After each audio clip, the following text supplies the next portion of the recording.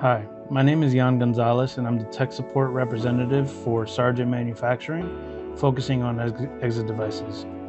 So today I'm going to be focusing on how to install the trim on an 8800 series or PE8800 series, since they will be pretty much the same process.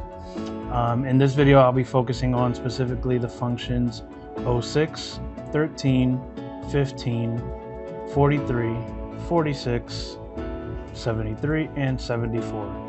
And that pretty much just means all of those will have either a mortise cylinder or no cylinder at all, but will have a spindle. So for the most part, your cylinder will already be pre-installed into your trim, or if you don't have a cylinder, your spindle will already be pre-installed.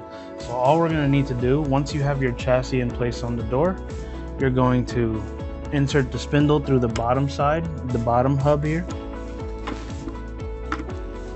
And once that's in, you're pretty much already done. You're just gonna get your mounting screws and fit them in through the mounting holes on the trim.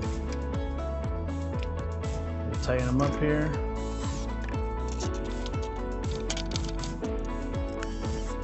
So that was the installation for an ET trim or an EWE trim on the PE80 series with the cross spindle.